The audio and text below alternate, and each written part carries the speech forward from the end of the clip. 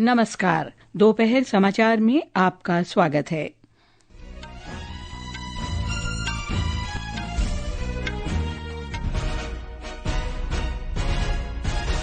भारतीय अंतरिक्ष यात्री शुभांशु शुक्ला और एक्सियम 4 चालक दल ऐतिहासिक अंतरिक्ष मिशन के बाद आज कैलिफोर्निया समुद्र तट पर उतरेंगे।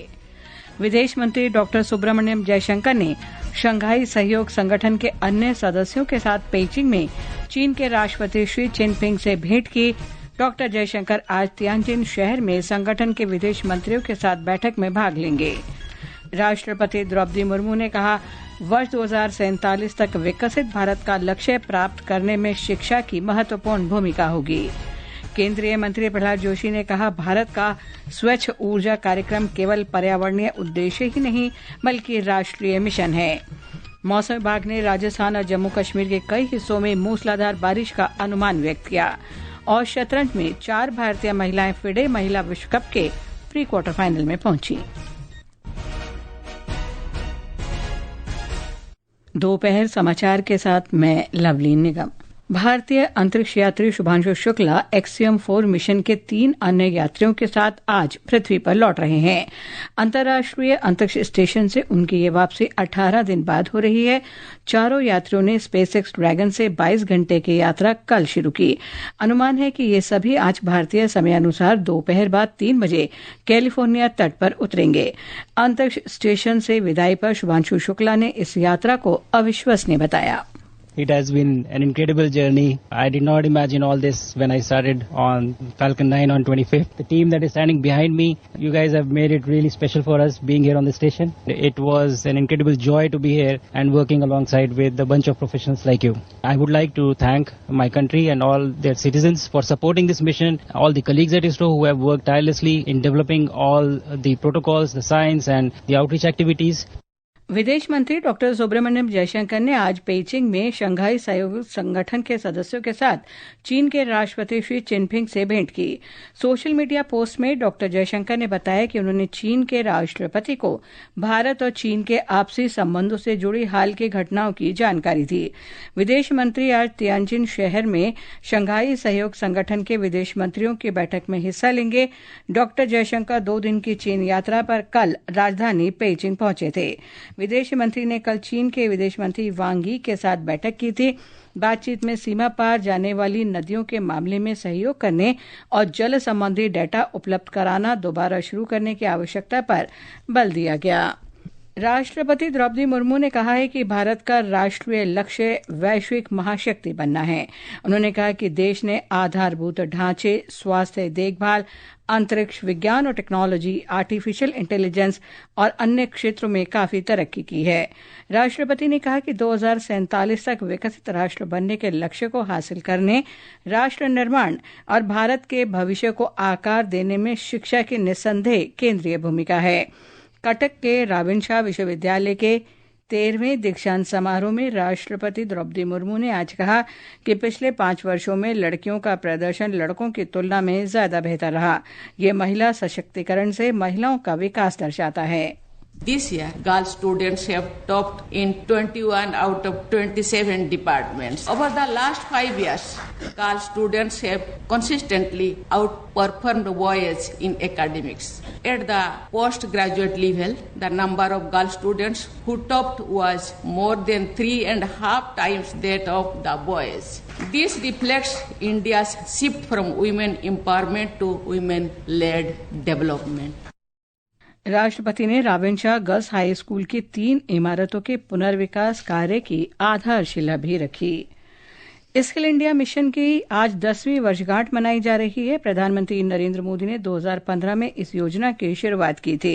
कौशल विकास और उद्यमिता मंत्री जयंत चौधरी ने विभिन्न क्षेत्रों में व्यवहारिक रोजगारपरक कौशल के माध्यम से युवाओं को सशक्त बनाने के लिए सरकार की प्रतिबद्धता दोहराई है।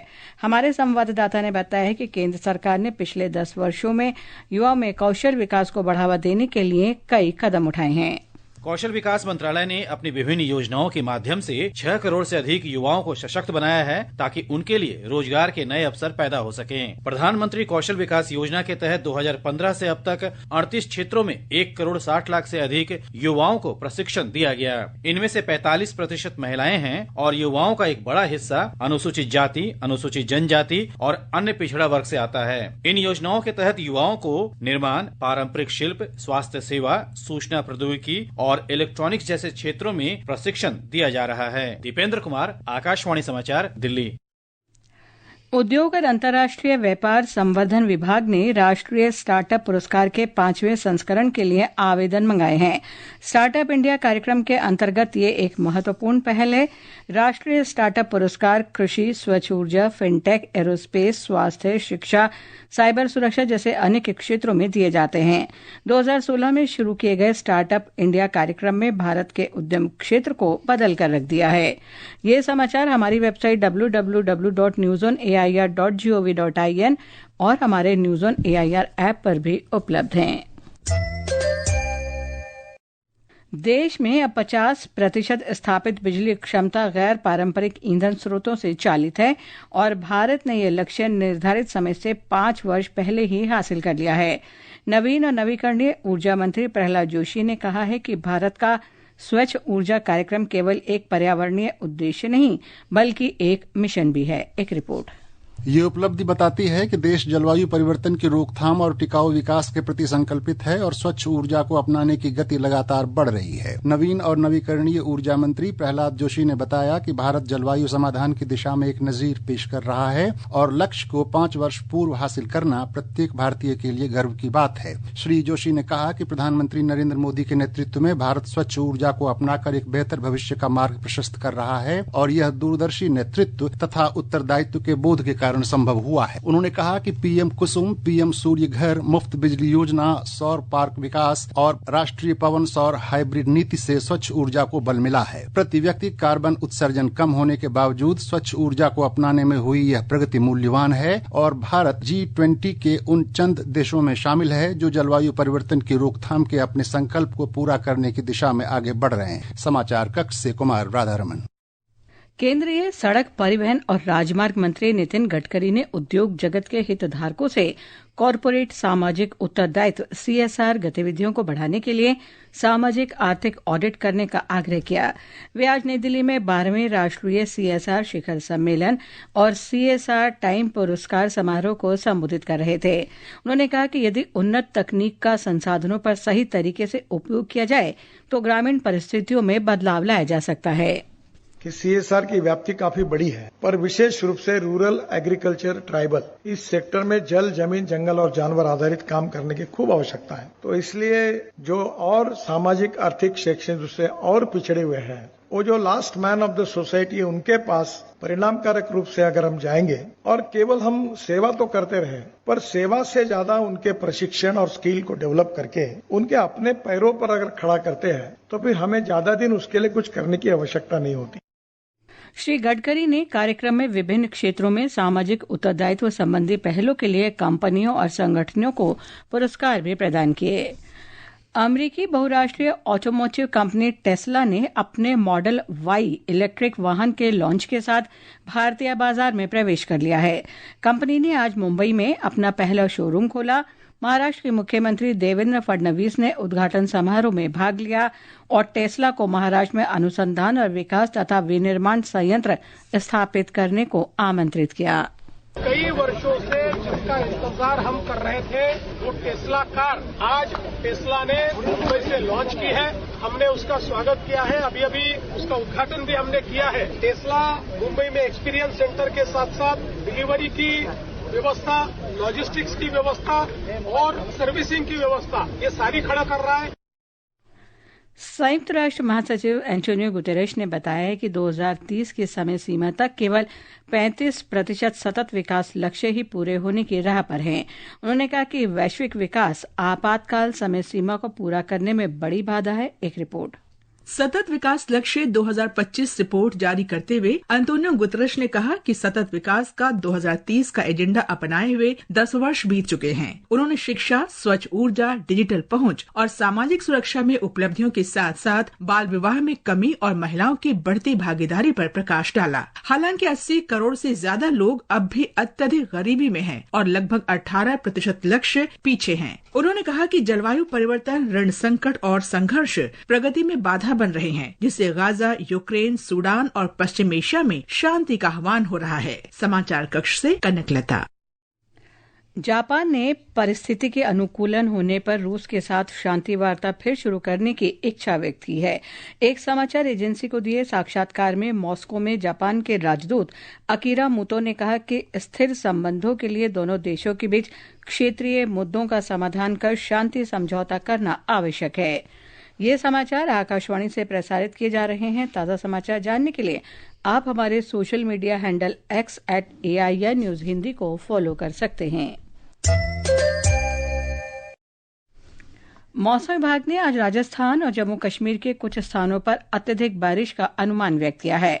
आकाशवाणी समाचार से विशेष बातचीत में मौसम विभाग के वरिष्ठ वैज्ञानिक RK जेनामणि ने बताया कि इन राज्यों में पहले से ही ऑरेंज अलर्ट जारी है।